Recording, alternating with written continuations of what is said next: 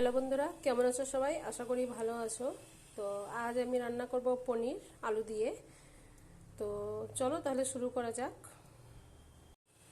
তো আমি কড়াই বসিয়ে দিয়েছি, কড়াই গরম হয়ে গেছে। কড়াই আমি সাদা তেল ব্যবহার করব।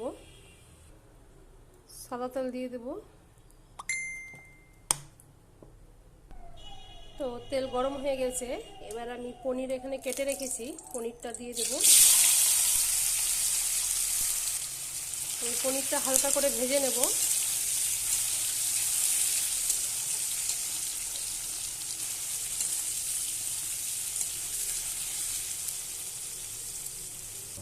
তো আমি ভেজে নিয়েছি, ভাজা হয়ে গেছে, এবার আমি তুলে নেব।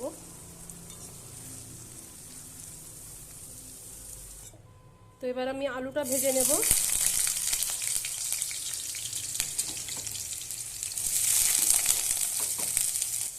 সামান্য আমি লবণ দেব। এবার আলুটা একটু ভেজে নেব ভালো করে।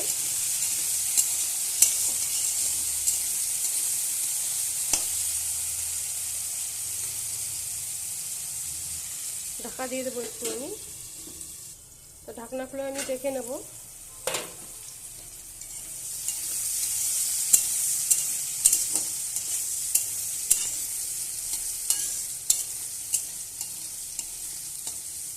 আর ঢাকবো না, আমি এইভাবেই একটু নাড়ব। তো ভাজা হয়ে গেছে, এবার আমি তুলে নেব। আমি আর তেল ব্যবহার করব না, এই তেলেই আমি করব। এইখানে আমি নিয়েছি তেজপাতা, শুকনো লঙ্কা, গোটা জিরা, এটা আমি দিয়ে দেব।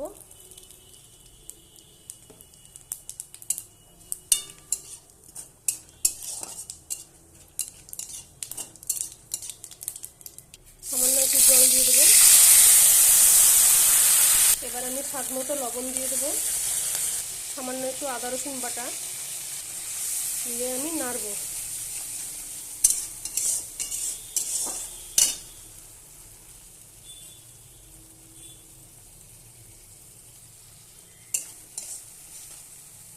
এবার সামান্য একটু শুকনো লঙ্কার গুঁড়া,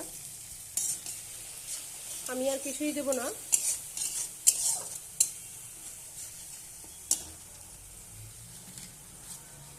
এবার আমি ভেজে রাখা আলুগুলো দিয়ে দেবো,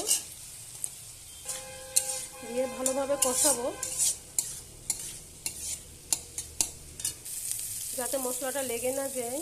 তার জন্য এখানে আমি জল ব্যবহার করব না। এই যে এখানে দুধ নিয়েছি, দুধ দিয়ে দেবো একটু। ভালোভাবে কষাবো।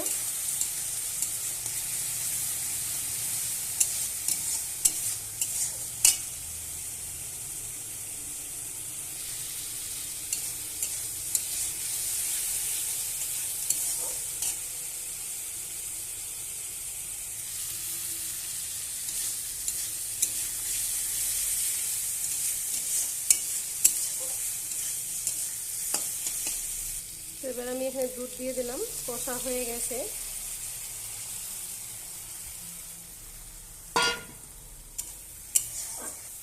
এবার আলুটা ভালোভাবে সেদ্ধ হবে।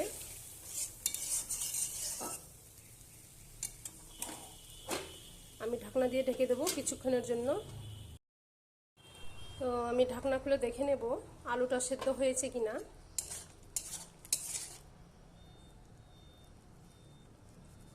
আলু সেদ্ধ হয়ে গেছে, এবার একটু কষিয়ে নেব ভালো করে।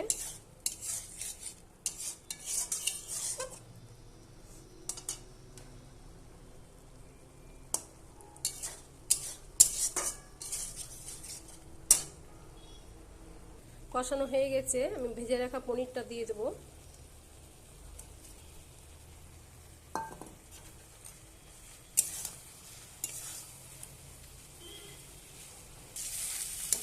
তো দেখতেই পাচ্ছ বন্ধুরা, কষানো হয়ে গেছে, তেল ছাড়া ছাড়া হয়ে গেছে। তো এবার আমি একটু গ্রেভি করার জন্য দুধ দিয়ে দেবো আবারও।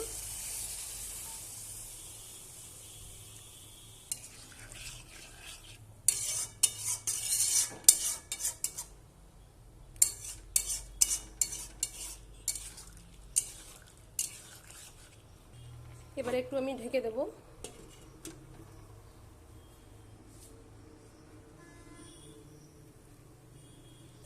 তো এবার আমি উপর থেকে একটু মেথি দিয়ে দেবো, কসুরি মেথি দিয়ে একটু নেড়ে নেবো ভালোভাবে।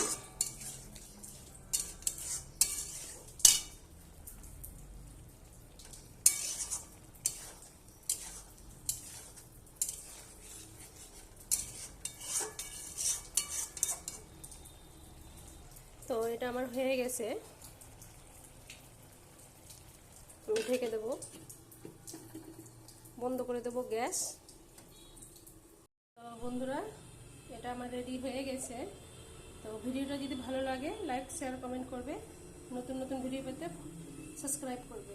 আজকের মতো এখান থেকেই টাটা।